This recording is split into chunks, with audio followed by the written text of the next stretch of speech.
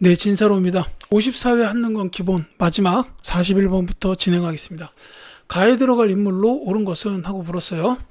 1932년 상하이 훈커우 공원에서 열린 일왕생일 및 상하이 사변승전 축하기념식 단상에 폭탄을 투척하여 장성과 고위관리를 처단했다라고 되어 있습니다. 자, 도시락 폭탄 나와 있죠. 제가 이제 앞 문제 바로 40번에서 대한민국 임시정부 설명하면서 쭉 얘기하다가 마지막에 이제 1930년대 들어서 상하이 훈커공원 의거로 했다. 이렇게 말씀드렸습니다. 윤봉길 의사입니다. 자, 정답은 4번이고요. 다른 분들도 워낙 중요합니다. 자, 이 안창호, 도산 안창호 선생님이죠. 뭐 신민회를 설립했던 멤버이시기도 하고, 그 다음에 신민회, 그리고 이제 대성학교 설립, 특히 이쪽 이제 하셨고, 그 다음에 또 하나 하셨던 게 이제 나중에 흥사단, 미국 지역의 독립운동 단체예요. 요거 설립하셨다라는 거죠. 자, 그 다음에 이육사, 요 분은 시인으로 잘 알려져 있습니다. 저항 시인. 그래서 이제 대표적인 작품으로 이제 절정, 광야, 꽃, 청포도. 제가 국문학 전공이다 보니까 막 나오네요. 이제 뭐 매운 계절의 채찍의 갈겨 마침내 북방으로 휩쓸려 오다. 뭐 하늘에 지쳐 그만 끝난 고원 서리빨 칼날진 그곳에 서다. 이게 이제 절정이죠. 겨울은 강철로 된 부지개가 보다 이거고, 이제 이 청포도 같은 경우에 뭐 내고장 7월은 청포도가 익어가는 계절인데 내가 바라는 손님은 고운 몸으로 청포를 입고 찾아온다고 했으니 라고 한 게 그 조국의 광복을 뜻한다라는 거죠. 저항시인일 뿐만이 아니라 이제 조선혁명 간부학교 여기에 들어가셔가지고, 그 김원봉 선생이 하셨던 그 학교죠. 이 조선혁명 간부학교에 들어가가지고 군사훈련 받으시고 의열활동도 전개를 하셨어요. 그 과정에서 일제에 발각이 돼가지고 17번 결국 옥고를 치르셨고, 이제 결국 옥중에서 이제 순국하셨다. 라는 이제 그런 게 있고, 그 다음에 한용운 선생님의 경우에는 자리가 없네요. 자, 승려이자 시인입니다. 이제 승려로서는 불교 구신, 불교 개혁 운동을 많이 하셨어요. 뭐 유심 같은 잡지를 만들어 가지고 이제 불교 구신 하셨고, 그 다음에 이제 시인으로서는 대표적으로 뭐 님의 침묵, 그 다음에 알 수 없어요 같은 이런 작품을 남기셨습니다. 자, 이렇게 보시면 되겠죠. 요 윤봉길 의사는 상하이 훈커공원 의거 기억해 두시기 바라겠습니다. 자, 42번 갈게요. 밑줄 그은 사건으로 옳은 것은 하고 물어봤습니다. 자, 순이 삼촌이라는 문학 작품이 나왔어요. 자, 떼죽음 당한 마을이 어디 우리 마을 뿐이든가 이 섬 출신이거든 아무라도 붙잡고 물어보라. 필시 그의 가족 중 누구 중에 한 사람이, 아니면 적어도 사촌까지 중에 누구 한 사람이 그 북새통에 죽었다고 말하리라 라고 되어 있습니다. 자, 이 소설의 배경이 된 사건은 미 군정기에 시작되어 이승만 정부 수립 이후까지 계속됐는데, 당시에 남한만의 단독 정부 수립에 반대하는 무장대와 토벌대 간의 무력 충돌과 토벌대 진압 과정에서 많은 주민이 희생되었다라고 돼 있죠. 이게 가장 중요한 내용입니다. 바로 제주 지역에서 있었던 4.3 사건을 말합니다. 3번이 정답이에요. 자, 이제 이 무장대가 그 제주도로 들어왔어요. 그래서 거기서 이제 계속해서 이제 저항을 했는데, 이제 토벌대가 이 무장대를 진압하는 과정에서 죄 없는 제주 시민들이 많이 희생이 됐었다라는 거죠. 그래서 뭐 떼죽음 당한 마을이 어디 우리 마을 뿐이든가 이렇게 나온 겁니다. 안타까운 일이죠. 자, 어쨌든 제 3번이 정답이고, 이 간도참변은 이제 청산리 전투 끝날 때쯤 일제가 열받았어요. 이제 봉오동 전투, 천산리 전투에서 연타를 맞고 이제 열이 받아가지고 이 독립군의 근거지가 될 만한 지역 전체, 그러니까 간도 지역에 있는 한인들을 모조리 학살하는 이런 일을 저질렀던 게 간도 참변입니다. 그 다음에 6.3 시위 같은 경우는 요거 박정희 정부 때 있었던 건데, 요거는 이제 한일 수교 반대 그 시위라고 보시면 돼요. 그 다음에 제암리 학살 사건은 3.1운동에 대한 일제의 대응이에요. 이게 이제 제암리가 화성에 있습니다. 경기도 화성에. 근데 이제 거기에 있던 주민들을 갖다가 교회에다가 모아놓고서는 문을 밖에서 걸어 잠그고 안에다가 불을 질러버리는 이런 말하기도 좀 그렇지만 이런 학살을 저질렀어요. 지금 그 화성 제암리에 가보시면 이 학살 사건에 관련된 기념관이 있습니다. 거기 가서 보시면 이제 당시의 참상을 어느 정도 확인하실 수가 있을 거예요. 자, 뭐 이렇게 되겠고, 여담이지만 요 제주 4.3 사건에 대해서는 또 한 가지 좀 기억해 두셔야 될, 여담이라고 할 수는 없어요. 시험에 뭐 이게 역사 관련된 내용이니까. 노무현 정부 때 4.3 사건 특별법이 제정됩니다. 이 노무현 정부에서 추진했던 정책 중에 하나가, 이거 한국사 시험에도 나와요. 과거사 청산과 관련된 게 있어요. 그래서 이제 이 4.3 사건에 대한 진상 규명, 요런 게 이루어졌고, 그래서 이제 대통령이 직접 나와가지고 4.3 사건 관련된 희생자 분들에게 사죄를 하는 이런 일이 있었습니다. 이제, 그래서 특별법이 제정됐다라고 시험에 나올 수도 있어요. 자, 43번 갈게요. 가정부 시기에 볼 수 있는 모습으로 가장 적절한 것은 해가지고 민주주의 발전 유공자 제임스 시노트라고 돼 있죠. 자, 인민혁명당 재건위원회 사건이 유신헌법을 제정한 가정부에 의해 조작되었음을 폭로하는 등 민주화에 공헌하여 국민 포장으로 서운되었다라고 돼 있습니다. 대단한 일을 하셨네요. 자, 유신헌법을 제정한 가정부라고 나왔습니다. 그래서 이거는 박정희 정부예요. 유신헌법 제정했으니까. 다만 지금 요거는 그래도 힌트를 많이 준 편에 속하네요. 이게 이제 심화 시험에서 만약에 요 관련된 내용이 나온다 그러면 유신헌법 제정 내용을 딱 빼고 인민혁명당 재건위원회 사건만 딱 줄 수도 있어요. 그래도 요거는 유신 때 일어났던 일이다. 이렇게 기억해 두시면 되겠습니다. 이 인민혁명당 관련된 사건이 두 가지가 있어요. 그냥 인민혁명당 사건 혹은 1차 인혁당 사건이라고 부르는 거는 1960년대에 있었고, 2차 인혁당 사건이라고 하는 요거 인민혁명당 재건위원회 사건은 유신체제 때 있었다. 70년대에 이렇게 이제 나눠서 보시면 되겠는데, 둘 다 박정희 정부 때는 맞습니다. 자, 어쨌거나 이거는 지금 박정희 정부에서 볼 수 있는 모습으로 적절한 걸 물어봤는데, 이제 경제 관련된 걸로는 업적이 많죠. 뭐 새마을운동 이런 것도 있지만은 경부 고속도로 건설이나 경제개발 5개년 계획 내지는 수출 100억 달러 달성 이런 것도 전부 다 박정희 정부 시기에 있었던 내용인데, 그건 선지에 없고, 이때 볼 수 있는 모습으로 뭐가 있냐면은 이때는 이제 두발과 미니스커트의 단속이 있었어요. 그게 이제 선지에 있죠. 1번입니다.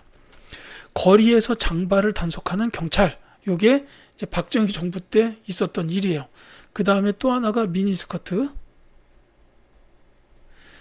그러니까 이게 장발 단속해가지고 이제 머리가 길다 싶으면 이렇게 잡아가지고 구류에 처하기도 하고, 그 다음에 미니스커트 같은 경우에도 여성들이 이렇게 좀 치마가 짧다 싶으면 경찰들이 잡아서 세워놓고 무릎에서부터 자를 대고 그 길이를 재는 거예요. 지금으로 따지면 이런 일이 있으면 큰일 날 것 같은데, 이게 인권적인 그런 행위였죠, 사실은. 이렇게 볼 수가 있겠고. 자, 조선건국준비위원회에 참여하는 학생, 요 조선건국준비위원회는 광복 직후라고 보시면 돼요. 그러니까 이게 직후라는 게 뭐 몇 달 후 이것도 아니고 그냥 당일 하루 지나서 이렇게 보면 됩니다. 서울올림픽 대회 개막식을 관람하는 시민, 요건 이제 노태우 정부 때라고 보시면 되겠죠. 반민족행위 특별조사위원회에서 조사받는 기업인. 자, 요거는 이제 이승만 정부인데, 요 반민특위라고 하죠. 요게 이제 대표적으로 영화 암살이었나? 마지막에 이정재 배우분께서 왜 배를 쭉 가고서는 여기 총알 자국은 어디서 맞았고 막 이런 얘기 하는 게 그게 반민특위에서 한 거잖아요. 이제 그런 장면을 생각하시면 될 겁니다. 이게 이승만 정부 때인데, 실제로는 이 이승만 정부에서 좀 방해를 해요. 이 반민특위 활동을 방해를 해가지고 이 반민특위가 제대로 기능을 못하고 7.18 청산에 실패합니다. 그게 지금까지 이어져 있죠. 무슨 리박스 크린이 뭐니 요새 말이 많습니다. 44번 갈게요. 다음 퀴즈의 정답으로 오른 것은, 자, 힌트를 종합해야 알 수 있는 지역을 물어본 문제입니다. 장수왕이 새로운 도읍으로 삼은 곳. 사실 여기서 나와야 되죠. 물산 장려운동이 시작됐다. 남북 정상회담이 최초로 개최됐다라는 겁니다. 왜 가면 갈수록 힌트가 어려워지는 것 같죠? 평양입니다. 정답은 4번이요.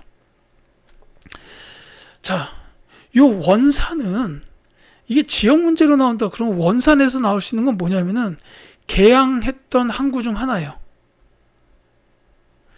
부산, 원산, 인천 요 세 항구가 먼저 그 강화도 지역에 의해서 개항이 됐잖아요. 그래서 이제 개항했던 항구 중에 하나가 원산이다라는 거. 그리고 또 하나가 원산 학사. 이게 이제 근대적 교육기관이었죠. 최초로 우리나라에 설립된 근대적 교육기관입니다. 근데 사립이었죠. 뭐 이렇게 되고 서울은 뭐 관련된 역사적인 일이 한두 가지가 아니라서 뭐 조선시대는 뭐 수도가 서울이었으니까 많잖아요. 그 다음에 이제 뭐 파주 같은 경우에는 6.25 전쟁 관련된 전적이나 아니면은 이 지역으로 나오기는 조금 어려울 것 같긴 한데 파주 용미리에 이제 마해열의 입상 이런 게 이제 그 문화파트에서 나올 수는 있겠네요. 자, 45번 가겠습니다. 가정부 시기에 있었던 사실로 옳은 것은 하고 물어봤습니다.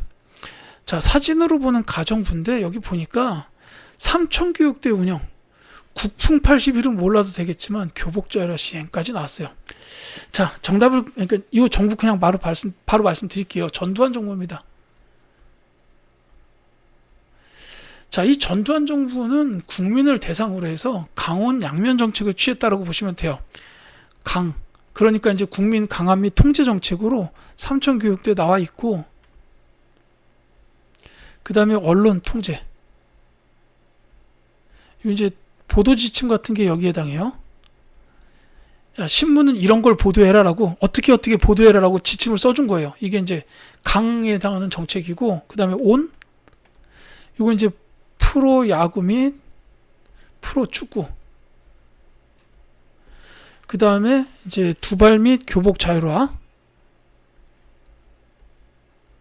해외여행 자율화까지 이런 게 이제 여기에 해당한다고 보시면 되겠네요. 자, 그러니까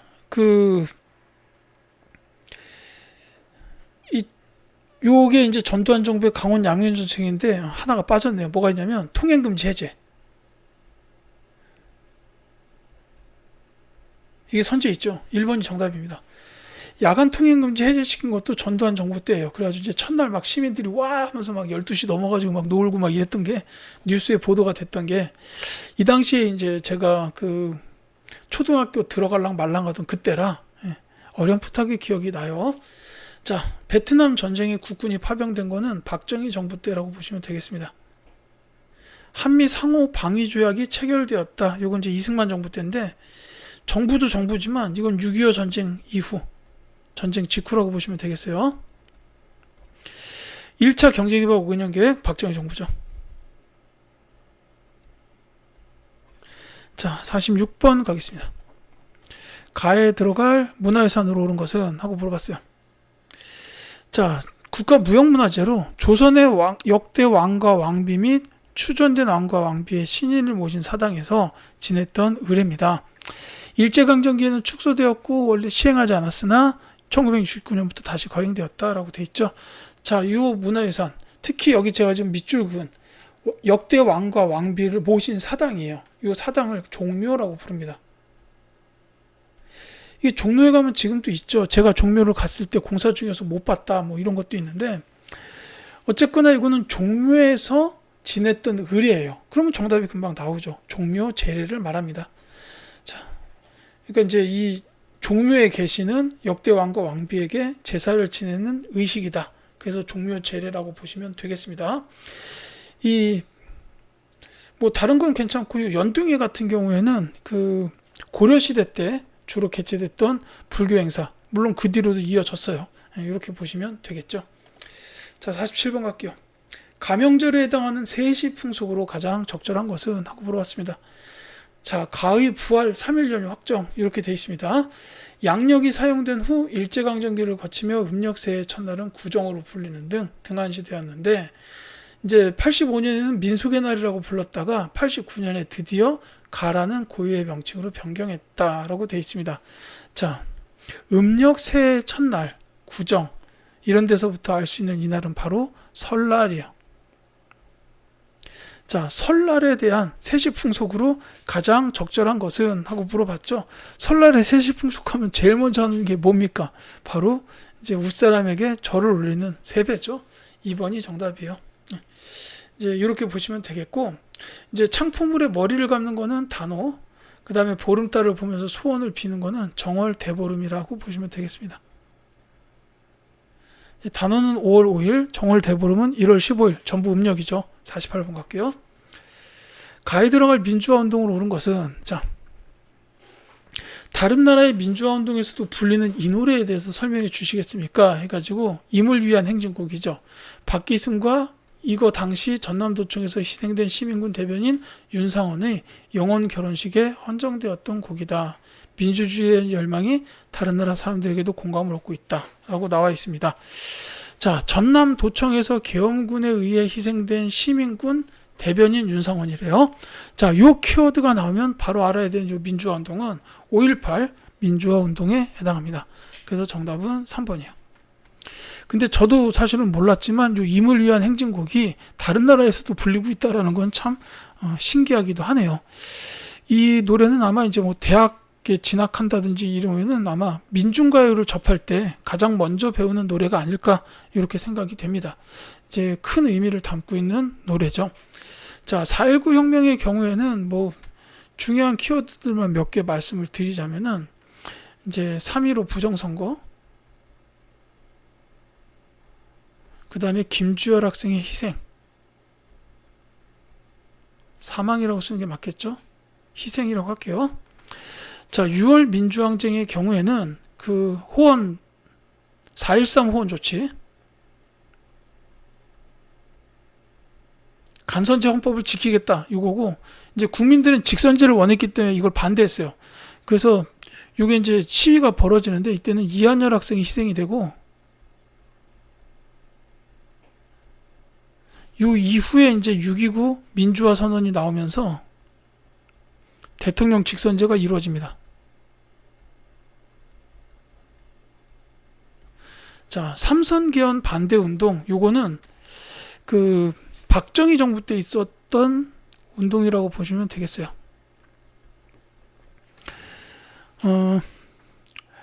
뭐 3번 대통령을 했던 게 이제 이승만 대통령도 있지만, 이승만 대통령의 경우에는 그냥 사서호입 개헌해가지고 무한정 할 수 있게끔 근거를 마련해 버린 거고, 이제 박정희 대통령의 경우에는 이제 연임까지 한 다음에 한 번만 더 하겠다라고 해서 3선 개헌을 했는데, 그 과정에서 반대 운동이 있었다라는 거고, 결국 개헌은 되죠.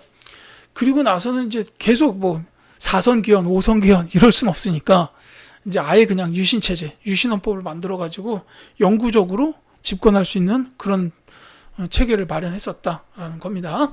자, 49번 갈게요. 가나 사이에 시기에 있었던 사실로 옳은 것은? 하고 물어봤습니다. 자, 마침내 국회에서 유상매수 유상분배를 원칙으로 하는 농지개혁법이 통과되어 공포일부터 실시될 예정이다. 이 법이 실시되면 지주와 소작인을 구분하는 기존 관념도 점차 사라질 것으로 보인다 라고 돼 있고, 자, 유가 및 금리 하락, 달러화 약세 등 3조의 호재가 찾아왔다. 2차 석유 파동 7년 만에 맞이한 기회를 놓치지 않고 대응한다면 경제 성장에 커다란 전개를 발휘할 수 있을 거다라고 돼 있습니다. 자, 농지개혁법이 통과됐다라는 건데, 요거는 이승만 정부죠. 특히나 이 농지개혁법, 요 법은 재헌국회에서 제정했어요. 요것도 같이 기억해 두시면 좋겠어요. 재헌국회에서 제정한 법으로 크게 3개는 기억하셔야 되는데, 헌법과 농지개혁법, 반민족행위처벌법, 이렇게 3가지가 있습니다. 근데 이제 시행된 거는 이승만 정부 때다라고 보시면 되겠고, 이 3조의 호재가 찾아와서 이제 호황기를 맞게 되는 이때는 전두환 정부 때예요.